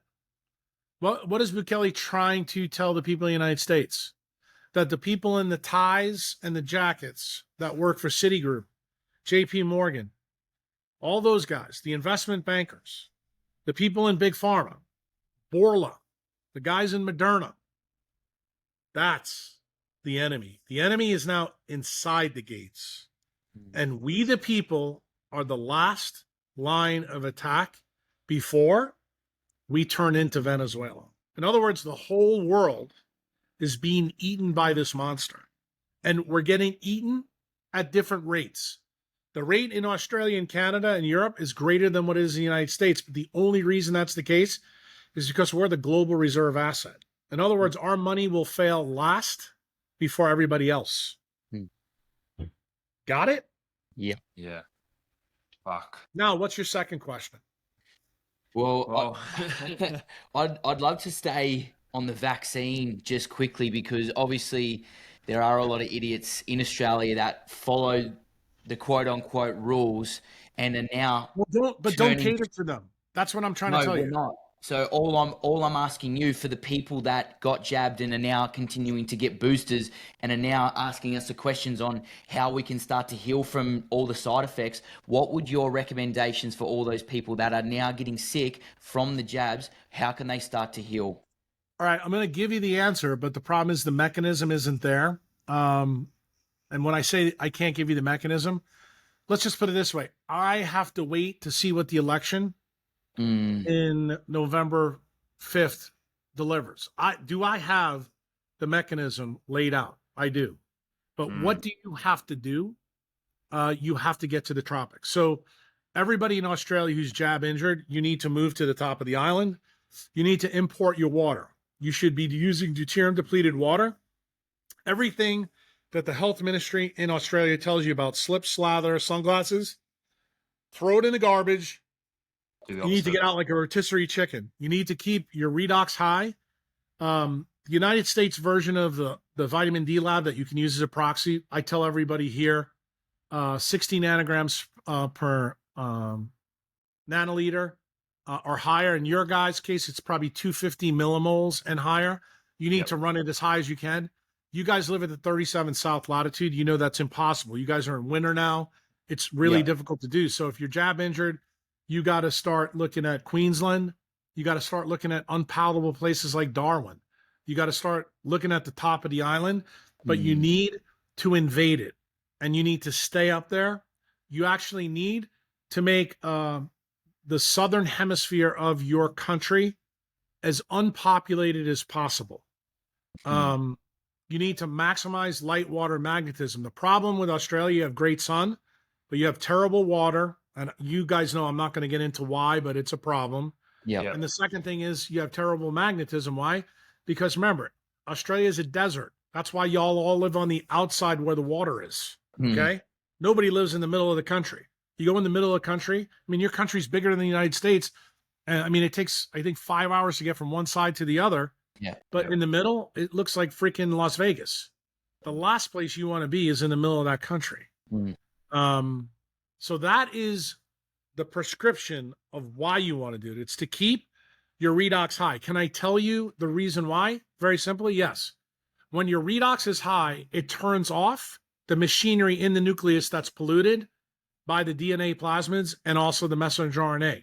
The more that turns over, the more proteins you have to replace, the higher chance you're going to wind up with a frame shift mutation, a turbo cancer, or a jab injury. So you need to turn that part of your genome off. The only way to do that is you need to have strong redox, because what controls that process is actually how we make a battery between melanin and water and how we use the semiconductive circuits in us. That's all the deep science that I talk to about people, in my blogs. Yeah. And again, to go through all that here right now, you guys would have to have like 10 hours. Yeah. And I don't think it's A week. worthwhile We to need do it. you If for a you're week. interested in learning about that stuff, just become a Patreon member. I don't charge people a lot of money. I have to put it behind a paywall because I don't want to wind up like Charlie Teo did in your country, a neurosurgeon that's been canceled. And your blog, Jack, like on the website, I'm probably 2 or 3 months into it and I'm 3 or 4 pages and I've got about 20 to go. And there is so much content there for people to start to learn this stuff that's the starting point. Like it's all there, it's all free. And then obviously now you've just taken it to another level. So Well, I think it's really, important because I think you have to realize you have to fight for freedom. And when you understand what the big game is here, a lot of people don't understand that this health thing is a political thing. And it's a money thing. Why? Because you're easily controllable when you're sick. That's the whole goal of the sick care industry and centralized healthcare. And it's also designed to keep your focus on RNA and DNA, because if you do that, then the next answer for you is drugs. See, when you follow my way of doing things, the genome that's most important inside of you is the mitochondrial DNA. Turns out the mitochondrial DNA is what controls the things inside the nuclear membrane that have been polluted by this bullshit that they've injected in everybody. So that is the reason why you have to control mitochondrial biology so that this never gets to be a problem. And it's actually the real source of the autism problem that Nicole's asked me to deal with. And I don't know if you guys paid attention to, I don't like to call it an abdication speech, but it basically was Bobby Kennedy's speech. Go and listen to it. It's the first time you'll ever hear Bobby Kennedy mention the word mitochondria. Well, do you know why that's the case? I gave Bobby Kennedy the law that I wrote for Bukele. President Bukele said I could do that. So guess what? They got the law, bro. They know what I just told you on this podcast. Like, so if they try to take me out, fucking good luck, because guess what? The resistance now has the answer. You know what the real problem is now? Us. We got to get rid of the barbarians inside the gate. We have to take them to the woodshed, just like the colonists, the misfits that came over from England said to King George. And I know that mindset in Australia doesn't exist, but as I said to you, the savages that listen to your podcast, I think you'll begin to understand why I feel the way I feel and why I think Australians who've been jab injured, you kind of are like the colonists. You should be pissed off as hell and want to revolt against the government, especially the one in New South Wales, who you found out already was paid off by Pfizer. Yep. It's crazy. And I think, especially here, like in Melbourne, like we pretty much had the harshest lockdown in the world. We couldn't leave our house after 9 o'clock. Bro, You I had to wear, know. you had to wear a mask But when you were you walking realize the past. politicians were being paid. Yeah, exactly. They And were now and being then they paid to fleed. do this to you. They fleed out of here as soon as it finished. But I Correct. think the scariest part about that was like the mass psychosis and how easily people just went along with it. But also, But it's not a now, mass psychosis, dude. You look, that's something that Robert Malone is put out there in the Twitter sphere, and I'm going to tell you, I don't mean to interrupt you or be a dick, but I'm going to be a dick here, dude. This is bullshit. You've already been dumbed down because of the stuff from technology, bro. Don't you understand? That's part of the game here. yeah, Like- and that was going to be my next question, Jack. With that, do you attribute like the state people are in and the mental health crisis that we're in? I'm doing quotation marks. That's because of the low dopamine state that everyone's chronically in because of the No lack of sun and big sunlight technology yeah. creates it. That's it. And you have to realize that's the reason why Obama and Biden passed a law in the United States to get rid of incandescent bulbs. Because remember, incandescent bulbs makes purple and red light. But guess what? Even that little amount of light, is it still good for you? It is. It's just not good for your electric bill, but it's good for you. And the problem is they can't have you have any purple and red light, because if you do, your dopamine level will be too high. You won't listen to them. Dude, Jack, that whole story, has been laid out. That's the story of Operation Paperclip and MK Ultra in the United States. Who controlled that? The industrial military complex. Yeah. Dude, you can see that any casino you walk in today. That's why you have one-armed bandits and all the shades are blocked out from the sun. And just think about what you have in Australia. They want to put sunglasses on little kids and they want to put sunscreen all over them. It's exactly what we do in casinos, because they're creating obedient idiots for the paradigm they're building. Dude, they're preconditioning you to all of this. This isn't tinfoil hat shit, dude. This isn't fucking mass psychosis. This is by design. This is quantum biology 101. And I fucking hate when people say this bullshit. They repeat this over and over again. You know why? Because they don't read the science. They don't understand that this science has been well worked out in the United States in the 50s, 60s, and 70s by the same guys that killed JFK. They're the ones that paid for it. They knew exactly what they were doing at every step. So don't use the word mass psychosis with me, because it pisses me off. It's about the only reason I don't respect Malone, because he's the one that put it out there. And that's bullshit. This is the biggest propaganda use in the history of the world. That I agree with. But propaganda only works when people are already dumbed down for it. That's what Edward Bernays wrote in his book. That's why Goebbels used it, and that's the reason why we're using it now. And stay on point with this, because if you want to change the obedient idiots that are in Australia, you got to stop telling them half truths. You got to tell them the truth. You got to tell them, turn the fucking TV off. Stop using social media. Go out in the sun. Stop using sunscreen. Become a wild savage. And guess what? When their dopamine levels come up, their melatonin levels come up, then they're going to understand when they listen to the first hour and a half of this podcast, maybe this guy isn't so crazy after all. Because guess what? If you're dumbed down, you're going to listen to this and go, there's no way I believe this. Yeah. But guess what? You can fact check every single thing I've told you, and you'll be stunned when you find out it's true.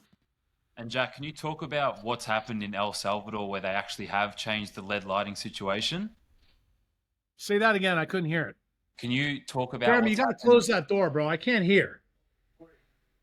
They're can you doing talk work about- on my house out there, and there's That's all all kinds right. of shit going on. You got a sick house. We love it. Can you talk about, Jack, what's happened in El Salvador where they actually have changed the lights and the differences in people's behaviors from that change? Because it was the murder capital of the world at one stage, and I know that. Well, but it I know wasn't that the the murder gang leaders capital of the got world. locked It up. wasn't the murder capital of the world because of El Salvador.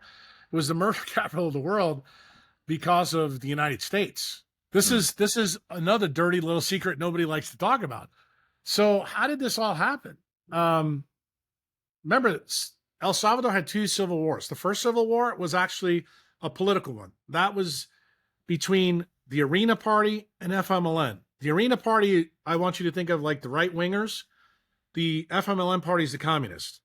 So the United States CIA started that civil war back in the late 70s, early 80s. They fought each other like tooth and nail, and it destroyed the country. Kind of like what you see going on in Gaza right now or what's going on in Ukraine. Exactly the same story.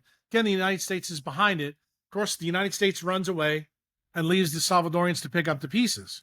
So what happens? All these young kids have lost parents. They have nobody to take care of them. The country's falling apart. So what happens? They start shaking down people in the country that have money, and they start to form gangs, okay? The gangs are thrown out, and they decide to come to the United States. They go to specifically New York, Los Angeles, and Houston. And guess what happens there? They start doing petty crimes there, the same shit they did in El Salvador. The government, under Clinton, locks them all up, and guess what? They're all together, and what did that do? It was like getting a Congress of the two gangs in El Salvador together so they could plot how they were going to form a shadow government. So what did they do? The same things that they did in El Salvador, they did on a large scale in the prisons. What does Clinton do? He releases all the prisoners and sends them back to El Salvador, where then they start teaching the single kids here the things that they came up with in jail. Guess what happens? The kids down here start the MS-13 here, but most of the Salvadorians that left, that were in the United States, it was so good back at home that then the CIA started to hire them to be drug runners for the Mexican cartels. Why? Same thing I told you about blue light. What's a great way to keep somebody controlled? Give them methamphetamine and fentanyl. Why? Because they're drug addicts. Drug addicts, they don't care about politics. They just care about their next fix. They'll do whatever you say. Oh, let me have your vote. I'll give you $200 so you can buy a bag of drugs. Yep. Bro, this has been the modus operandi of the Democratic Party since Clinton. That's where it all started. If you want to know the truth, it even goes back to Reagan. That's why we had the problem in Nicaragua with the Contras. Then we had the same issue going on with Iran and Afghanistan. That was with poppies and opium there. Dude, drugs and blue light destroy POMC. And effectively what they do the same thing that dermatologists do. This is the reason why Bill Gates wants to block the sun in the United States. It's the same reason the dermatologists and Bill Gates have something in common, because it's good for business. It's good for business in the United States too. And you guys need to understand how these pieces fit. That's the reason I jumped down your throat about this nonsense about psychosis. It's not psychosis. They're actually inducing brain damage in you by design, because they've done the studies to understand how this works. You know, this story is so nefarious, and I want people to be outraged by it. I want people in Australia, United States, to hear this and realize you're the last line of defense. You got to vote these people out. Like, say if this person is for 90% of what you believe in, but you know that they're wearing that pin, dude, you got to vote them out. Yep. Otherwise, you're headed to Venezuela. And you guys are really far down the path. You had politicians in Australia saying, we're never going to do vaccine passports. We're not going to do digital ID. Dude, you just passed the law. Yeah. Do you realize how bad this is? I mean, I have a lot of members in Australia, just so you know that. Yeah. I've been successful at getting more Canadians and more Australians out of Australia here to El Salvador than almost any two countries, because they know this story. And do you know that some of them right now are in El Salvador? They're struggling still to get their money out of Australia. Fucked. Dude, you guys don't realize you are the largest prison island in the world, and none of you know it. And you have no guns. So just like you saw what happened in Venezuela with Maduro, he just had an election. Remember, they had guns, and the people that were fighting against them had sticks. That's how communism stays in power. That's how fascism stays in power. And y'all don't realize in Australia, bro, the Trojan horse already took your guns away. In fact, you guys gave it to them. Yeah. That's the crazy part. So my advice, which I know you guys are not going to like, I think if you're Australian, your best advice, if you stay, you're relying on the democracy of the idiots that you say you guys are not a focus of to do the right thing. Bro, if I don't have a gun, there's no way that I'm staying to fight. Sorry, bro. Not going to happen. Now, the people in the United States, there's a fighting chance. I think this election is a big deal. Why? Because now you have Bobby Kennedy and Trump forming together. In other words, Trump realized the mistakes he made, and he told Bobby, together, we're going to fix this problem. So guess what they did? They buried the hatchet. They don't agree on everything, just like you guys and people in your audience probably won't agree with me. But what are we doing? What is the United States signaling to you right now? The resistance in the United States. That we're going to bury the hatchet on our differences, and we're going to use Bitcoin and medical freedoms as the thing that goes after the real danger, which is the industrial military complex, the captured executive and legislative branches. They need to be taken apart like you can't imagine. And we, the people, just remember, when the people come together, government's small, bro. So is the U.S. military. It's not a big force. And the one thing I can tell you, I don't think American soldiers are going to fire on Americans that are uprise. There's going to be a huge issue that develops. The next couple of months in the United States is a big deal. Remember, they tried to kill Trump 6 weeks ago. You guys, that's probably already out of your news cycle. Okay? That's the only thing they have left now that Bobby and Trump are together. They got to kill Trump. So what did Trump do in retaliation? Because you guys, I know, don't get the truth from the media over there. No. Trump put somebody more unpalatable as his vice president. Remember I told you the story before that you either put an idiot or somebody who's a real problem? Yeah. Well, J.D. Vance is probably way right of everybody else. And if they kill Trump by our rules, even if they kill him before the election, J.D. Vance gets to run as the president. And I think there's a pretty good chance if he does, Bobby Kennedy and Nicole Shanahan may be his vice presidential candidate. Bro, they're committed to fixing this problem. You know the only last bit? Will the people go out and vote the right way? And will that supersede the steal that the Democrats are using? They used it in 2020 with Trump. I mean, they stole Georgia. They stole Pennsylvania. We all know that. It's already coming out. I know nobody in Australia knows what just came out. But the election board in Georgia, Pennsylvania just admitted these votes showed up and we don't know where they came from. Now they're trying to get people who are illegal aliens to vote. The Democrats are doing this. I mean, you guys have seen Kamala Harris. I've taken shits that are smarter than her. I mean, she couldn't even put together a concept without a teleprompter. Yeah. And dude, this is the perfect Manchurian candidate for the story that I laid out to you in the beginning of this podcast. The industrial military complex doesn't want anybody who's smart. They want a whole country filled of Kamala Harrises. Yes, man. Just the same way you guys have a whole country filled of idiots where you are. And I don't say this as a derogatory term. I'm actually telling you that's actually the game plan. Yeah. And they're dumbing you down through drugs and light. That's how they're doing it. Everybody wants to blame food. Go ahead. That's a losing game. Food is a problem, but it's like sixth on the list. Yeah. It's not as effective at destroying dopamine and melatonin like light is. Yeah. You block the sun, dude. That's like the best way to do it. So, Jack, what would you say to people like my age and younger? So I'm 26.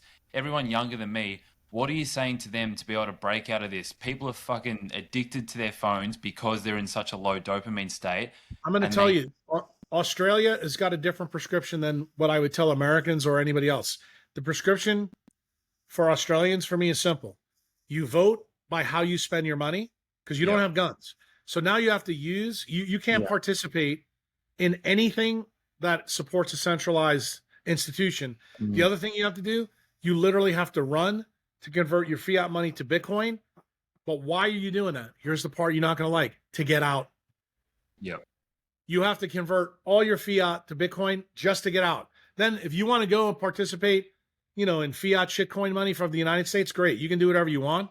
But I'm just warning you that I don't believe I think you guys are too far down the pike to Mm. save your country. I think you had a chance prior to COVID, but as soon as you passed the digital ID law, I was like, you're done. You have Yeah. no guns. I mean, you are this close away from Venezuela. And I know that Australians, here's the thing I know about Australia. I've been there a couple times. Australians think really big about themselves. In fact, they think bigger about themselves than people in the United States, which I find kind of ironic.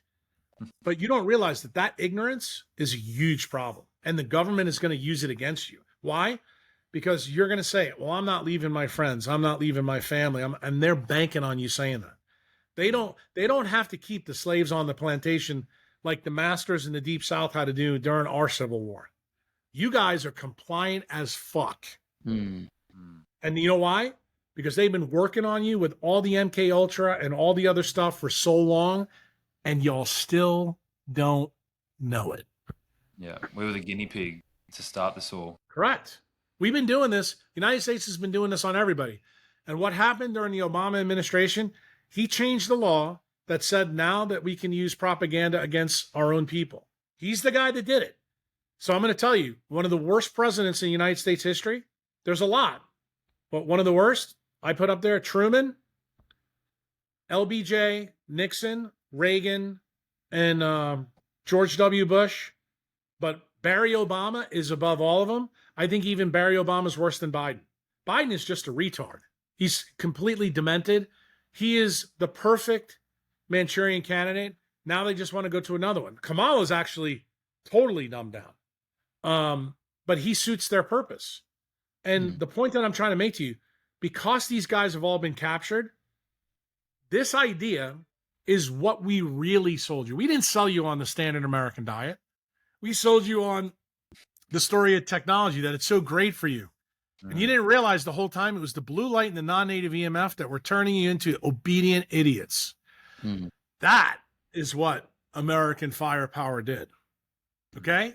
That was the invading army. It's not the armies that are in our bases there. It was Twitter, Facebook, Google. Dude, Google is the biggest weapon that the United States has used against the world and against its own people. And that's not just my opinion. That's what Edward Snowden says too. And just remember, I'll remind you where he lives his life now. In Russia, who's supposed to be our enemy. The guy that just got released, your countryman. Why did he get released? He got released for telling the truth. What just happened with Zuckerberg? He just came out and admitted that he was a traitor and he committed treason, right? He was the reason why WikiLeaks guy was in jail. Just think about that for a minute. So when you enslave the people telling the truth and everybody else is allowed to run free, dude, that defines craziness. That is tyranny. This is tyranny everywhere. You need to wake up. So no, I'm sorry. I'd love to tell you, you guys have a chance to save your country. My opinion, if I'm Australian, I'm out. Yep. I'd stay if I had a gun. I'd fight and I'd fight like hell. Why? Because what did the lesson in Venezuela and Maduro just tell you? Chavez did the same thing that's being done to you. He nationalized everything, took the oil away, took everything away, told you we're going to educate you, this and that. But as soon as they take your guns away, you have no way to get rid of them. So even when you have an election and someone else gets elected, what do? They close the polling booths. That just happened. Maduro just did it 2 weeks ago. And what did he tell people? I don't care what you think. We have the guns. Deal with that. The only way you get rid of a tyrant like that is the military has to take him out. In other words, the military has to be pissed off. But guess what you'll find out with tyrants? They're always in bed with the military. In the United States, it's the other way around. The military is the king, and they got corrupt politicians to work with them. The guys in the suits. And guess what? We are the virus that infected you. Canada, Europe. Every single government in the world has been infected by the original virus that started with the Manhattan Project. The military didn't get you with guns. They outsmarted you with science. They learned how to use science when they built the bomb. That was almost the worst part of this story is that Feynman, Einstein, Oppenheimer, like some of the guys that I look at as true heroes, they actually gave the answer of how to ruin the United States to the government. That, ironically, is the truth. And it's a truth that has been sitting with me for 20 years that I have to tell you. It's like the syrup of Ipecac. Every time I think about it, it makes me puke. Yeah. And I'm disgusted with the people in the United States. If you think I'm disgusted with the people in Australia, I'm way more disgusted with the people in the United States. Why? We have the best country in the world. We have the best document on the planet, and we have completely destroyed it. And we've done it through our own negligence. If you don't think that pisses me off to say it, you'll never find a more pissed off American than me. That I can tell you. And I'm fighting for my kids now. I'm not fighting for me. If I died tomorrow, I'm okay with that. Why? I've lived a great life. I've had a good life. But you know what? I'm fucking madder than hell. I want to fix this. I don't believe we should enslave 7-8 billion people to a bunch of jackasses that lost the First World War that want their power back. Those are the fuckers that are controlling Australia. You don't forget, the story of America is buried in the story of Australia. Y'all just don't know it. King George was as big a douchebag to you guys as he was to us, except you guys took his shit longer than we did. That's the difference. And no, I'm telling you, I'm pissing in your cornflakes on purpose. Y'all think you're good? You weren't as good as the colonists. Why? Because the colonists shot the king, shot at his army, and beat his army. Those are my people. Okay? Those are my people. Your people were like, oh, we're just going to play nice. And you had your guns taken away a long time ago. And you guys have the gall to get on social media and say, I just don't understand Americans that they put up with school shootings. We don't like school shootings. But guess what? We still need those guns to protect us from the guys in D.C. That's the reason why. Okay? Thomas Jefferson didn't make the Second Amendment, for hunting or for school shootings. He made it to protect the people from the government, from our own government. Why? Because remember who Thomas Jefferson was. He was a British guy that had to flee from a tyrant. And guys that were farmers with pitchforks used muskets to beat the best army in the world. That is the true story of freedom.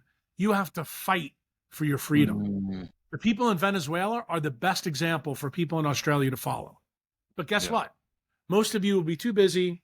Oh, this was an interesting podcast. I'm going to go watch Netflix and I'm going to go have some coffee. And, I can't be bothered with this because I have to worry about getting a second or third job to put food on the table. Yeah. Bro, there's no bigger story in the world than the one I just told you. Your life and your children's life, your grandchildren, they are getting ready to live what was called the Dark Ages for 500 years. That's what they want to go back to. And if you guys are cool with that, your audiences are cool with that, how about we just shake and we'll say we'll disagree? But I can promise you that there's a bunch of patriots in the United States that are pretty pissed off. We're more pissed off than you guys could ever imagine. Because guess what? The truth is out. And I've been speaking that truth for a long time. I've gone from really unpopular to really crazy to really popular and maybe not so crazy. And now the resistance politicians are sitting down with me going, let's talk. Okay? That's where we're at now. So my detractors, my critics, you just think about that. Maybe where there's smoke, there's fire. And maybe there's somebody in Australia that'll take up the battle and do what needs to be done. You guys need to rise up. I don't care where you are. But when they say yes, you say no. Even if you agree with it, you got to get rid of them. Yeah. You need to clean house. That's what Australia needs to do. Yeah, and I think that's what Zach and I have really stepped into with our clients and with our community that we've built. Like I heard you say in a podcast, Jack, that you're not speaking to everyone, and you understand that an extinction event's inevitable for the human race. So we're speaking to those people that are actually fucking ready to take change and actually do the work and make I agree shit with happen. you. because Don't waste your time on the people that put comments on this. I would never tell anybody to run their business, but this is what I do. If I go on a podcast that I think is really good and gets the message out that I want out, I'll go in and make comments on it, and anybody that comes in there, I make fun of them. You know, that is against the narrative. But if I was a podcaster, which I'll never be, I would just delete these comments, say you are part of the problem, not the solution. And the funny thing is, people will say, "But Jack, that's such not a decentralized thing to do." Let's fast forward that. How did the United States handle the problem? They had to get rid of a lot of bad actors, right? Did Bukele not have to do the same thing? He had to put all the guys that were the bad actors in jail. He had to put the politicians. He actually went with the military into the Congress and arrested people that were the criminals. Yeah. And guess what? If he was truly what do you call it? A dictator, like the media wants you to tell him? Tell me why he just got reelected with 90% of the vote. Remember, the people voted for him. Open elections. George Washington, perfect example. He did exactly the same thing. He actually killed all the bad guys that were over here trying to protect the king. So guess what? What is that? What does George Washington and Bukele teach you? The same lesson that nature does. We have 5 extinction events. Did the extinction events take life out? No. It actually opened it up for a new way of doing things. And all those things came back on decentralized networks of nature. Guess what? The same thing's going to happen in Australia. Same thing's going to happen in Canada. But here's the problem, my friend. I don't know if it's going to happen on either one of your guys' timescales. You may be dead and buried, and it may be 5 or 6 generations from now. What am I trying to tell you right now? Now is the fucking time to do something about it. Not fucking down the road. Now. If not you, who? Exactly. Okay? And remember what Martin Luther King said in the United States. He said, the people that are the biggest problem are the ones that stay silent when tyranny is ongoing. He goes, they're as guilty as the person who permitted the evil. So this is the reason why the German people had a huge problem. This is the reason why the German people are subservient. They still have PTSD from siding with Hitler for a long time. But guess what? You can't worry about that anymore. Yeah. That the United States government's using this right against you. They're using the same techniques that Joseph Goebbels learned from Edward Bernays in the 1920s against you right now. They're using your PTSD against you. Just like you mentioned the freaking nightmare PTSD that you think's going around. No, the PTSD we've induced. It's medically induced with light. It's MK Ultra everywhere in the world. And Google is helping do it. Meta's helping to do it. Jesus Christ. Mark Zuckerberg just came out yesterday and told you the truth, and you still don't believe it. Yeah. Yeah. And what else can you say to these people? I mean, and when you have to convince them any further than I've tried to convince you to, bro, stop wasting your oxygen. Go talk to the savages. Yeah, fucking oath. Yeah. And it's just about taking action, and it's about changing your environment, because ultimately you are your environment. But I know that this story, especially that first hour, Jack, where you just fucking went off and you explained it from start to finish of how we are and how we got to where we are right now, the more knowledge you have, the better choices you make. And I don't think that after you hear that and it really registers with you that there is going back from that. Because I want Australians to know, because I think they all know this, that most of the ideas in the United States come to you. Like, you like our music, you like our culture, you like all kinds of shit about America, okay? But you don't realize that this is one of the shit sandwiches that we sent you that really screwed you up bad.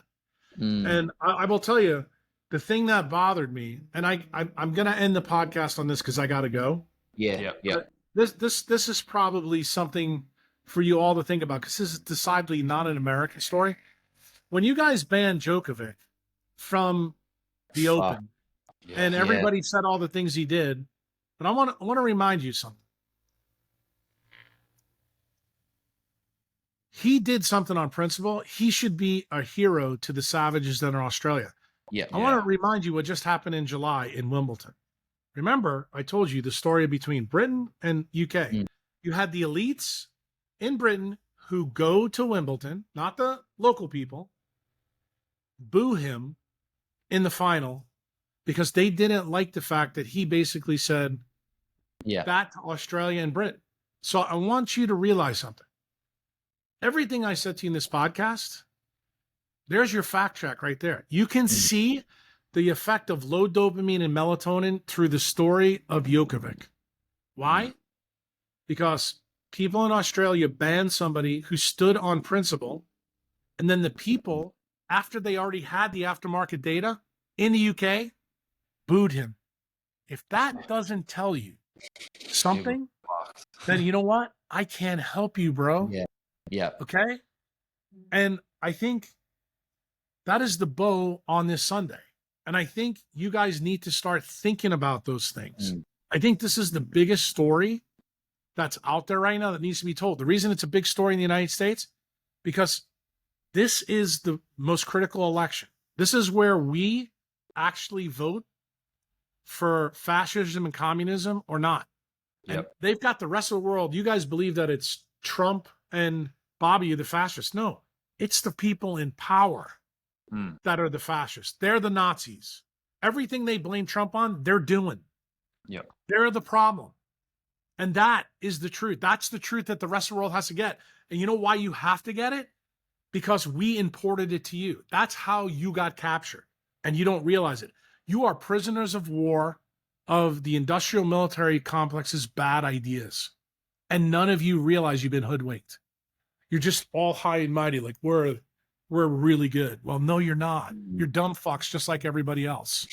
Let me just tell you something. The people that are doing this, they are smart, they're about control, and they're going to put rules on you and not rules on them. That's the reason why Bill Gates has all the yachts, all the carbon credits, and you're going to have to beg for carbon credits. It's about the elites against the common man. It's about the one world government. Don't forget it. That is the only thing that should matter to an Australian right now. And if you are injured, I already gave you the answer what to do. Yeah. My best advice is I'd leave the country. Yeah. But leaving Australia right now is a very difficult thing to do. How do I know that? I have a lot of my members that are struggling huge to get out. All right, guys, I got to go. Man, Fuck, Jack, thank you so much. you're a legend. Legend. And that was life-changing for people. So we're so grateful for your time. And It's Yeah, not life-changing. keep I'm going to doing the finish this with, no, it's not life-changing. Leave you with this thought. I gave you a lot of good ideas, but from my band TED Talk, what did I say? Best quote I've ever done. Ideation without execution leads to deletion of every good idea. So if you don't execute on these ideas, they're no good. Yeah. All I did with you is share ideas. That's it. Yeah. So you guys got to execute. You got to find the people in Australia that help you execute and get your freedoms back. You do that, then you've done yourselves a favor, and then you're part of my tribe. Why? Yeah. My tribe is filled with savages. We will not settle for a B, a C, or a D when an A is available. And I'm telling you, an A is available. Don't forget it. Yeah. Don't sell yourself short. Yeah. Yeah. Awesome, man. Well, thank you so much for your time. We appreciate it. And keep being a savage. Keep doing the fight. All right. See you later, guys. See you, mate. Jack.